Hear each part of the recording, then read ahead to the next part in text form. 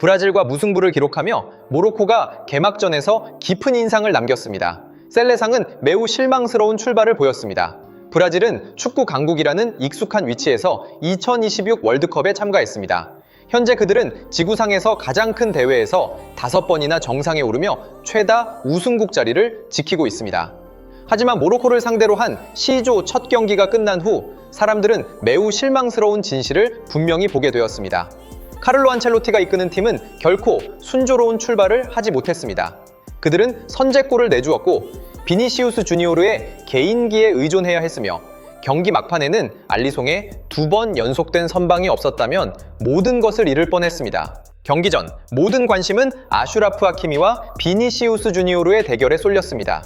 이것은 단순히 정상급 우측 수비수와 세계에서 가장 위협적인 측면 공격수 중 한 명의 대결이 아닙니다. 그것은 경기 국면을 여는 열쇠이기도 했습니다. 모로코 국가대표팀의 우측 수비수 아슈라프 하키미는 2026 월드컵 C조 개막전에서 브라질을 만나 비니시우스 주니오르와 그의 동료들을 막을 준비가 완전히 되어 있다고 단언했습니다.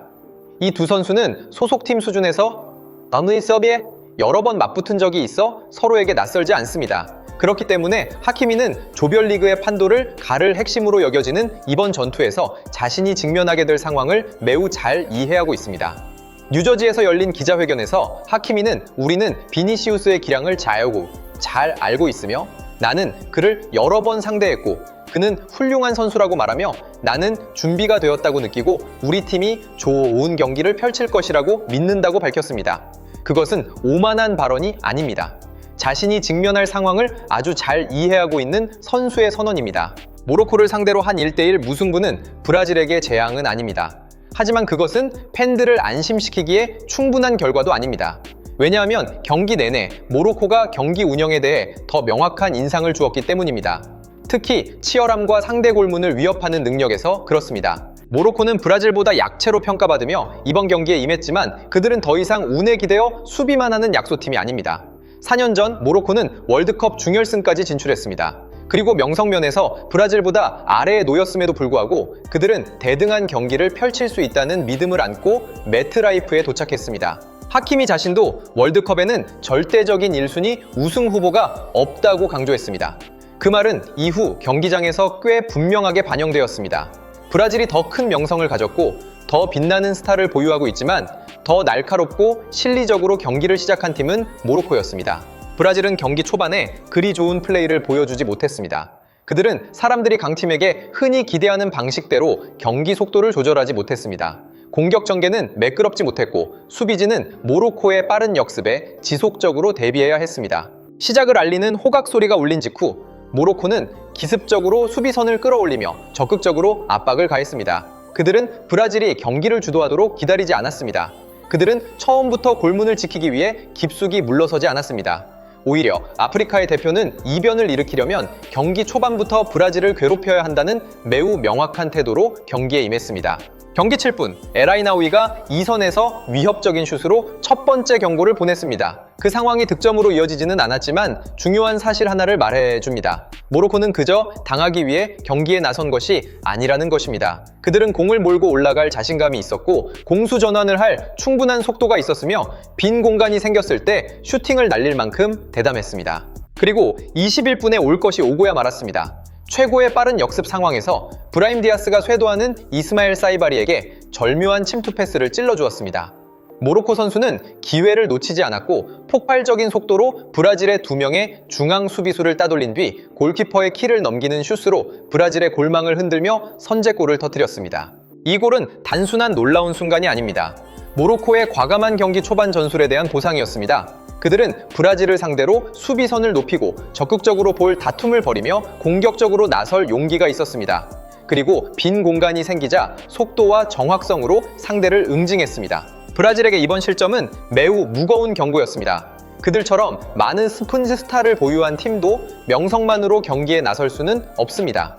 조직력과 정신력, 그리고 믿음을 갖춘 상대를 앞두고 단 몇 번의 집중력 저하만으로도 셀레상은 대가를 치러야 했습니다. 하지만 브라질은 역시 브라질이었습니다.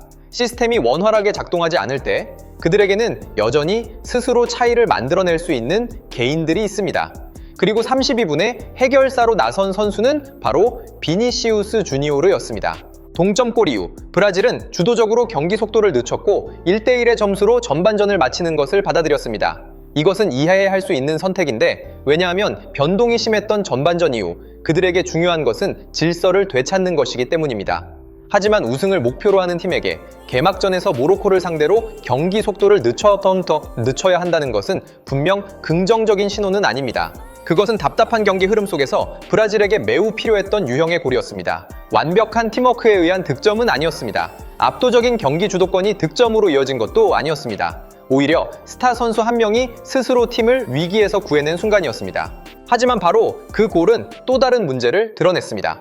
브라질에는 돌발 상황을 만들어낼 비니시우스가 있지만 모로코의 숨통을 조일 만큼 안정적인 공격 구조를 아직 보여주지 못했습니다. 그들은 개인의 기량 덕분에 동점을 만들었을 뿐 상대를 완전히 무너뜨리지는 못했습니다. 하키미가 자신을 막을 준비가 되어 있다고 선언했던 바로 그 경기에서 비니시우스는 대스타로서의 가치를 다시 한번 확인시켜주는 자신만의 순간을 만들어냈습니다. 그는 왼쪽 측면을 단독 돌파하여 모로코 수비수를 제친 후 멋진 슈팅으로 상대 골망을 흔들며 승부를 다시 원점으로 돌렸습니다. 이 부분에서 안첼로티의 경험이 돋보였습니다. 브라질이 원하는 대로 경기를 지배하지 못할 때 그는 너무 오래 기다리지 않았습니다. 그는 후반전 시작과 동시에 개입하여 미드필드와 수비진의 균형을 다시 맞췄습니다. 그 결과 브라질은 공을 더 많이 소유하고 상대를 더 강하게 압박하며 경기를 한결 숨쉬기 편한 상태로 되돌렸습니다. 후반전에 들어서자 카를로 안첼로티는 즉각적인 전술 변화를 시도했습니다. 다닐로와 파비뉴가 카세미로와 이바녟스를 대신해 경기장에 투입되었습니다. 이러한 교체는 브라질이 볼 점유율을 높이고 모로코를 점차 뒤로 물러서게 하는데 도움을 주었습니다. 반대로 모로코 역시 전반전처럼 지속적인 압박을 가하지 못했습니다. 브라질이 선수를 교체하고 경기를 더 잘 통제하게 되면서 아프리카 대표는 상대의 수비 진영을 뚫는데 어려움을 겪었습니다. 경기 흐름은 그렇게 큰 특징 없이 서서히 흘러갔습니다. 이 상황 하나만으로도 이번 경기를 정의하기에 충분했습니다. 비니시우스는 브라질을 되살린 득점자였지만 경기 막판에 그들에게 1점을 지켜준 사람은 알리송이었습니다. 1대1 무승부, 점수판만 보면 평범하게 보일지 모르지만 실제로 브라질은 뼈 아픈 실패에 매우 가까이 다가갔었습니다. 하지만 볼을 지배한다고 해서 경기를 끝낼 수 있는 것은 아닙니다. 브라질에게도 기회가 있었지만 하피냐와 쿠냐야메의 마지막 처리는 정확성이 떨어졌습니다. 이것이 후반전에서 가장 주목해야 할 문제였습니다. 브라질은 경기 주도권을 되찾았지만 그것을 두 번째 득점으로 연결하지는 못했습니다. 그러나 축구는 항상 마지막 순간까지 긴장감을 유지하는 법을 알고 있습니다. 추가 시간에 모로코는 하마터면 큰 충격을 안겨줄 뻔했습니다. 에라이나우이가 강력한 슛을 날렸고 알리송은 왼쪽으로 몸을 한껏 던져 공을 막아내야 했습니다. 브라질 골키퍼는 공을 완벽하게 잡지 못했고 아마이무니에 슈구야부가 즉시 달려들어 가까운 거리에서 재차 슈팅을 시도했습니다. 브라질 국민 모두가 숨을 죽였을 법한 순간이었습니다. 만약 공이 골망으로 들어갔다면 브라질은 패배로 월드컵을 시작했을 것입니다. 하지만 알리송은 다시 한번 셀레상을 구원하며 제때 손을 뻗어 공을 터치하고 골라인 밖으로 밀어냈습니다.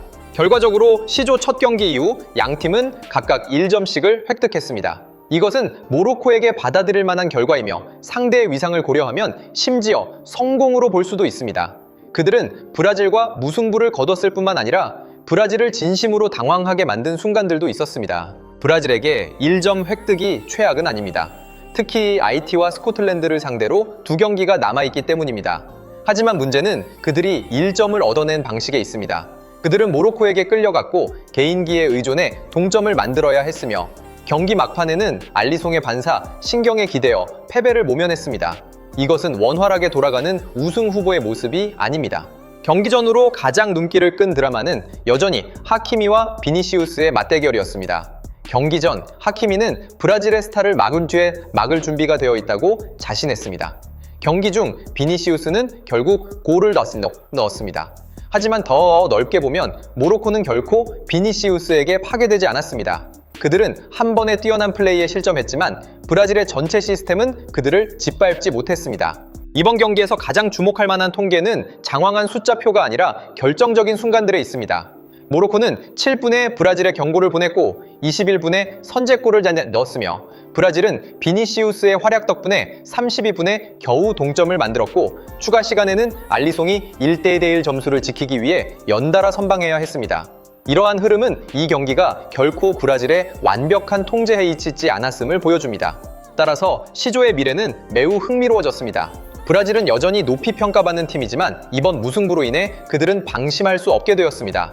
그들은 결정적인 상황에서 정확도를 높여야 하며 동시에 한 선수의 독단적인 플레이를 기다리기보다는 공격수들이 더 잘 연계될 수 있는 방법을 찾아야 합니다. 모로코는 그 반대입니다. 이번 무승부는 엄청난 정신적 도약대가 될 수 있습니다. 그들은 4년 전에 중결승 진출이 그저 스쳐가는 행운의 이야기가 아니었음을 증명했습니다. 이 팀은 조직력과 믿음을 갖추고 있으며 강팀을 상대로 정정당당하게 맞설 수 있는 충분한 기량을 갖춘 선수들이 있습니다. 바로 그것이 중요한 점입니다. 브라질의 스타 선수 한 명이 특정 상황에서 승리할 수는 있습니다. 하지만 모로코는 메시지 전달 면에서 승리했습니다.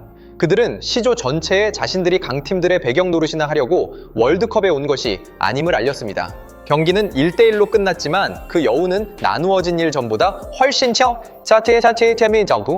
훨씬 더 큽니다. 브라질이 더 높은 곳으로 올라가려면 아직 해야 할 일이 너무나 많습니다. 그리고 모로코는 이번 무승부 이후 그들이 계속해서 이변을 일으킬 충분한 저력이 있다고 믿을 권리가 있습니다.